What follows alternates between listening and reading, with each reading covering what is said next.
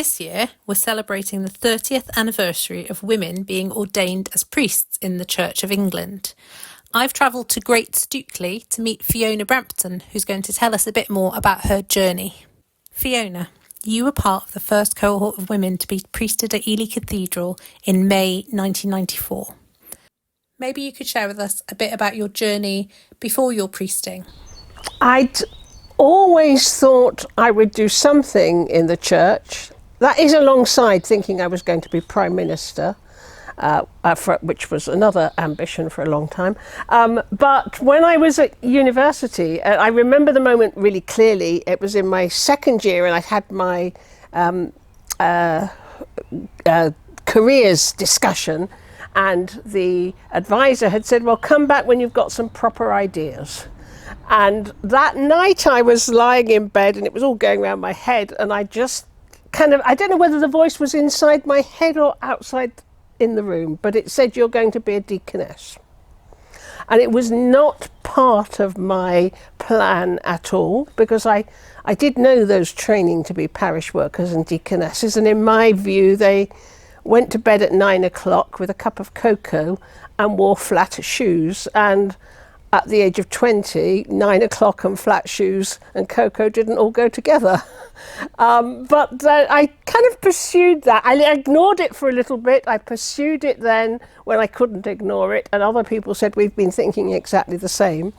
But it took about 3 years post-university for the Church of England to decide that I was really old enough to be to go for training, with all kinds of interesting reasons why I might not be. So following, the last thing was a year in Orton Goldhay as part of a USPG root group, and then I went for 3 years to Cranmer Hall in Durham. And when my first parish was as a deaconess, I was ordained in September 84, and worked in Hartcliffe in Bristol, which was a sort of new housing area, all council housing built after the war. And so I was there for almost 5.5 years, and moved in 1990 to be the first deacon in charge in the Diocese of Ely in the parish of Orton Goldhay, which was at that point part of a team ministry across the whole Ortons. Skipping ahead to the vote at General Synod in 1992, what more can you tell us about that and how you were feeling around it? The women who were deacons had been meeting with Joan Miller, who was the director of women's ministry, for some time, and we'd all produced a document about what we would do if the vote went to no. And a number was talking of leaving the country and going to somewhere like the States, where they could be ordained. That wasn't so much an option for me, because I already had a parish that I kind of felt responsible for. And we gathered to listen to the vote and to sort of be together for this moment. And I remember, as the voting numbers came through, I was sort of doing this mental calculation to work out if it was the 2/3 in each house needed. And when we got the third one and it was the 2/3, it was just kind of pandemonium and tears. I can cry now because I can remember it. The tears sort of everywhere, because it was such a joyous moment. Then after that, I think there was some champagne poured, and after that somebody had to go and talk to Look East, and the lot fell on me. So fortunately I hadn't had too much champagne, but we'd all been told from on high that if the vote was yes, we were not to celebrate, because it would mean some people would have to rethink their roles in the church and their life in the Church of England. And so I had this interview on Look East, where I had to toe the party line, and the chap interviewing me was saying, but you're very happy about it. I said, I'm very happy, but I know it will cause hurt, and actually trying to do the two and hold the two together. And he said, I can see you're very happy. So that was it. And I got home to Peterborough. My answer phone was full of people congratulating me. Not that I'd voted, of course, but on the vote. And then in the days that followed, people who didn't come to church but were part of the community would stop their cars or their bicycles or lean out their windows even to say, "Oh, we're so happy the vote's gone through. This is so good." Thinking about the ordination day itself in 1994, can you tell us a bit about what the atmosphere was like? We'd been together for the pre-ordination retreat at Hemmingford Grey, and then we came into Ely, and there was this moment of, oh, we've got to do something because there's a couple of hours free. So we were quietly excited and having cups of tea and things and pretending we were okay. There was this fear of, would there be protests, because there had been at some. On the weekend we were ordained, there were a number of ordinations across the country. So there was a sort of anxiety about whether there would be coordinated protests, but in fact there was nothing like that.